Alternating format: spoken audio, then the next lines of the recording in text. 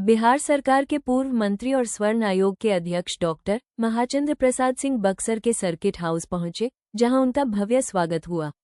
वरिष्ठ समाजसेवी मनीष राय के आवास पर आयोजित अभिनंदन समारोह में उन्होंने स्वर्ण समाज की आर्थिक स्थिति पर सनसनीखेज खुलासा किया।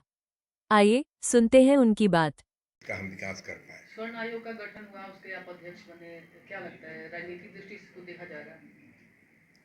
देखिए, स्वर्ण आयोग तो बना है दलित का भी, पिछड़ा का भी, अति पिछड़ा का भी, और स्वर्ण आयोग भी बना है जिसको नए ढंग से लोग देख रहे हैं।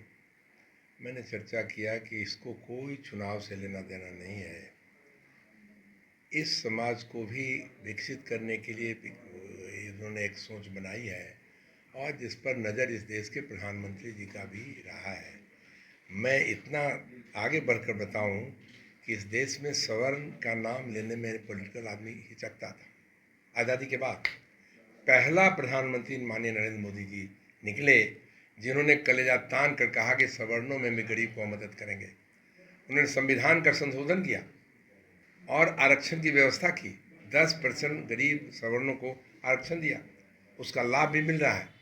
अब ये आयोग ये भी देखेगा कि उस लाभ में कितने लोग प्रभावित हुए, कितने लोग गरीबी रेखा से ऊपर आए, ये सब भी हम लोग देखेंगे, करेंगे। अच्छा, जिस तरह से कांग्रेस लगातार कह रही है कि 10% से ज़्यादा आबादी होगी सवर्णों की और वो बहुजनों का हक मानते हैं, तो आपको नहीं लगता है कि बहुत सारे सवर्ण भी ऐसे हैं जिनको ज़रूरत है और उनकी ज़रूरतें नहीं पूरी हो पाती हैं, या फिर वो निर्धन है, गरीब है, जो आप बता रहे थे? नहीं, निर्धन गरीब तो मैंने कहा ही। इस समाज में, समर्थ समाज में दोनों पैरामीटर सामने है।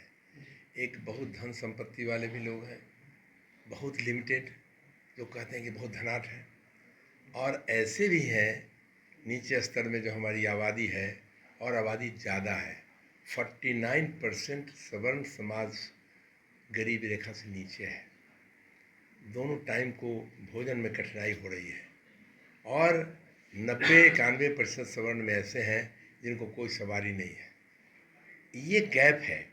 जिनके पास 10 गाड़ियाँ भी हैं, बहुत विशाल मकान है, सब कुछ है, इसी समाज में ये भी है। निश्चित रूप से आयोग इन तमाम मुद्दों पर विचार करेगी। हम लोग बैठेंगे, उस पर विचार करेंगे कैसे इसका हम क्या रास्ता निकाल सकते हैं। वही इस पर निर्णय भी होगा, माननीय मुख्यमंत्री तक बातें जाएगी। सवर्णों के हित में भी अच्छे फैसले होंगे।